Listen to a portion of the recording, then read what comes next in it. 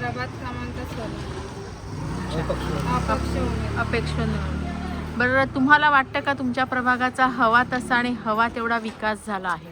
मागील 5 वर्षापासून आम्हीच या ठिकाणी नगरसेवक होतो. आमच्या माध्यमातून मानेरे गावामध्ये प्रभाग क्रमांक 119 मध्ये आम्ही अनेक विकास कामं केल्यात आणि सर्व विकास कामं आम्ही जी वचनं लोकांना दिली होती ती वचनं आम्ही पूर्ण केल्यात. आमच्या इथे पाण्याची समस्या ही खूप मोठ्या प्रमाणामध्ये होती 27 गावांमध्ये, पण आज तुम्ही पाहू शकता मानेऱ्यामध्ये पाण्याची समस्या मुळात आहेच नाही. आणि जी नगरसेवकांच्या माध्यमातून कामं केलेली आहेत त्याच कामांवरती आज काही लोक त्यांच्या न्यूज लावत आहेत का आम्ही कामं करतो. पण अशी कोणत्याही प्रकारची नाही. इथल्या प्रत्येक महिलांना, प्रत्येक नागरिकांना माहिती आहे का महेश भोईर आणि विमल भोईर व सुनीता ज्ञानेश्वर भोईर यांच्या माध्यमातून गावामध्ये अनेक विकास कामं झाल्यात. मागील 5 वर्ष ही महानगरपालिकेच्या याच्यामध्ये असताना सुद्धा आम्ही कुठल्याही विकास कामामध्ये थांबलो नाही. ज्या ठिकाणी समस्या येईल त्या ठिकाणी आम्ही तटस्थ उभं राहून कामं करून घेतल्यात. अशीच कामं आम्ही पुढेही करत राहू. बरं, तरीसुद्धा इथे पाण्यासाठी अनधिकृत बऱ्याचशा लाईन्स टाकल्या गेलेल्या आहेत, त्याच्यावरती पण बराचसा आवाज उठवला गेला. आपण त्याबाबत काय सांगाल? मुळात मानेरे गावामध्ये कुठेही अनलिगल कनेक्शन किंवा अनधिकृत लाईन ही टाकलीच गेलेली नाही आहे. ही चुकीची माहिती कोणतरी पसरवतोय जी आज तुमच्या माध्यमाने आम्हाला ऐकायला आली. ज्या ठिकाणी कुठे असेल तर त्या ठिकाणी तुम्ही महानगरपालिकेचे अधिकारी आणा आणि तिथे कारवाई करा. आम्ही स्वतः उभे राहू. पण तुमचं पुढचं विजन काय असणार आहे? आमचं विजन एकच आहे का ज्या गोरगरीब महिला आहेत, या प्रभागातील जे स्थानिक लोक आहेत, या लोकांना त्रास झाला नाही पाहिजे. कारण की उद्या जर कोणी येईल चुकीची व्यक्ती जर सत्तेवरती बसेल त्यांच्या पदाचा वापर करून गावाच्या विकासाला मोठा अडथळा निर्माण करू शकतात.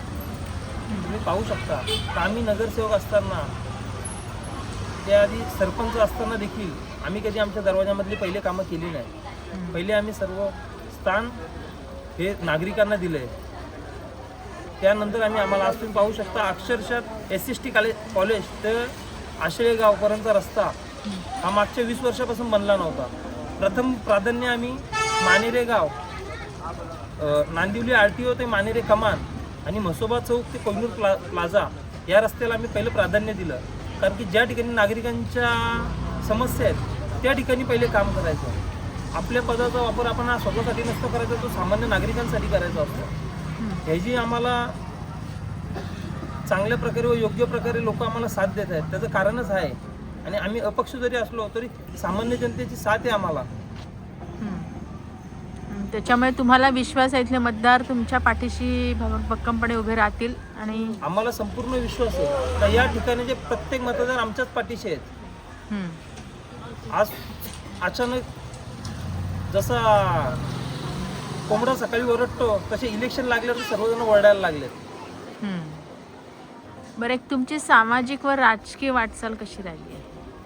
आमची सामाजिक वाटचाल ही मागच्या आमच्या पिढ्यानपिढी चालली.